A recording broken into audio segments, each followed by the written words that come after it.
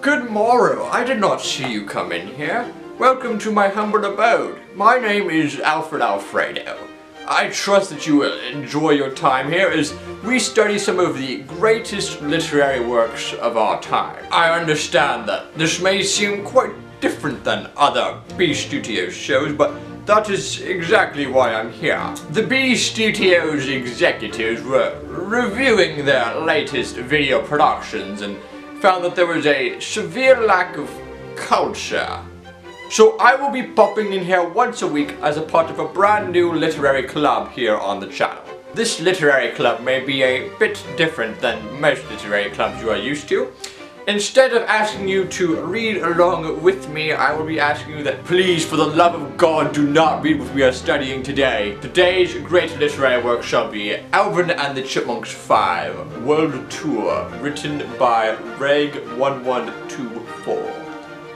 Critics have been raving about this series over the past few years, and many have even called for a season 2 of this episodic literary work. Now, such great literary work obviously begins the first passage by writing some of the greatest dialogue that will surely go down in literary history. Alvin, Dave yelled. You snooze, you lose, Alvin giggled as he ran down the hallway with the remaining half of Dave's toaster waffle. This work cleverly and subtly introduces us to each of the characters' main traits that will play out for the rest of the story. And the most amazing thing is they were able to do this through only a few simple lines of dialogue. Only a literary master could achieve such greatness in only a few lines of dialogue. Now, if you were just to read the intro, you may be surprised at the direction this story begins to take, as it soon becomes a romance. But that is a testament to the author, as the author is able to subvert your expectations and bring about a completely different storyline none of us were able to expect. We start off the romance by setting up some romantic tension by having Alvin run into one of the female chipmunks named Brittany. So Alvin tries to apologize, but Brittany is a little jerk-face, and so Alvin decides to become her caretaker. Now, eventually, Brittany says she is hungry, and Alvin, I quote, swept Brittany off her feet bridal style and carried her towards the couch, making sure that extra support was given to her injured leg. What a ladies' man. Alvin continues to treat Brittany like royalty. Now, up until this point, you must remember that Brittany had seen Alvin as an irresponsible and crude chipmunk. However, once Alvin runs to go grab her some crutches, Brittany says she'd never admit it, but he, referring to Alvin, certainly started looking like great boyfriend potential. Then she kisses him for being so nice to her the whole time, and trust me, it just goes downhill from there. At this point, we begin to reach chapter 2, where the author begins to bring in some new literary elements and some new literary techniques that really revolutionized the literary world. The author pastes something called links to popular songs that should be listened to while reading the story to make it a more immersive experience. Now we break into 2 separate musical numbers in this chapter, one being a chipmunk rendition of All of the Stars by Ed Sheeran,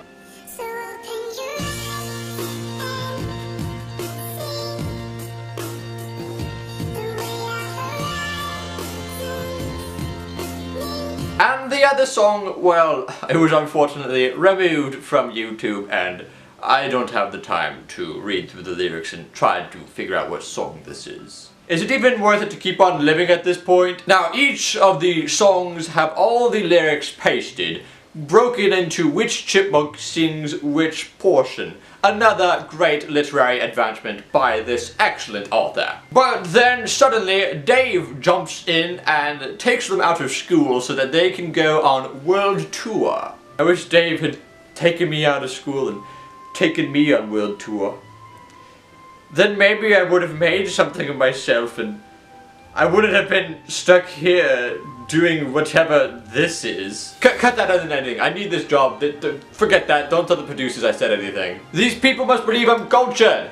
That's your job, editor. They must believe I'm cultured. Now, Alvin and Brittany cut away from the group for a few moments where they begin to lean in close to each other, about to press their lips together in a warm, embracing kiss.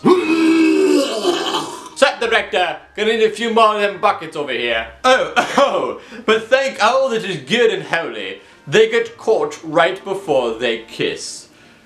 That was a close one, lads. I was very afraid of.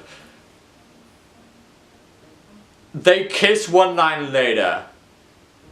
But then Brittany grabs Alvin, pulls him in close, and tells him, if you keep this up, who knows what might happen. She says with a wink. I don't care how much you pay me, I can't take this anymore. I can't take this. Are you telling me you couldn't even afford duct tape? All you have with this clear packing tape? My goodness, you guys. So then they share pizza. But Brittany says she is watching her figure. So nice guy Alvin over here splits his piece in half and gives her half of it. Okay, but wait a second here. The pizza is bigger than a chipmunk. So even half a slice of pizza is still bigger than a chipmunk. So even eating half a slice of pizza, that's bigger than her. How is that okay for watching her figure? And then... Oh God, you can't make me read this. No, you cannot make me. I will not. Are you joking with me? I cannot read that. But please, do you have any decency? As Brittany prepares to step into the shower, Alvin runs into the bathroom because reasons and sees her. Yay. But wait, in nature, all chipmunks are technically naked. Does this even mean anything? So then Alvin obviously runs out to the bathroom. But then Brittany says, I wonder if he saw anything he liked.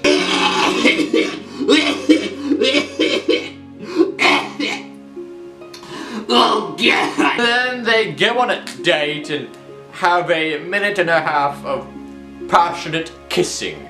This all made me very thankful for the B-plot when another group of singing chipmunks comes and sings Waka Waka, this time for Africa, Chipmunk Edition.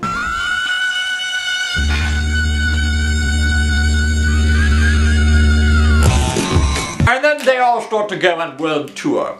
And for literally no reason, there's a problem with the rooms, and Alvin and Brittany are forced to stay in the same room together because reasons, because sex, because fan fiction. For literally no reason, Dave says that each guy chipmunk must room with another girl chipmunk. Are you telling me the guy chipmunks couldn't just room together and the girl chipmunks could just room together? They're chipmunks. They are so small you could probably get all 6 of them in one hotel room. The rest just doesn't matter. I'm trying to help society, okay guys? You can't make me. So Alvin and Brittany are hanging out in their room alone, and they start hanging out passionately, and as they're doing that, they begin to do some things, but thank God, Alvin says he doesn't want to go that far. Praise be to Alvin! No, wait a minute, no. Praise be to Theodore, because the entire time, Alvin and Brittany are passionately hanging out together. Theodore and his girlfriend are just talking about a good place to go get lunch, a good place to go hang out. That's pure, good, wholesome family fun. Now there's time for another song. This time it's Eye of the Tiger, because reasons. Then Alvin becomes infatuated with one of the other girl chipmunks and gets kicked out of Brittany's room. Please, Alvin, Please keep screwing up. But then, of course, as in all romance movies, they get back together and then they sleep. But none of that is important. None of that is important. We're gonna skip right over that part. Then there are 2 more song breaks. One of them is the Chipmunk version of Jet Lag. And the other is a Chipmunk version of Life is a Highway.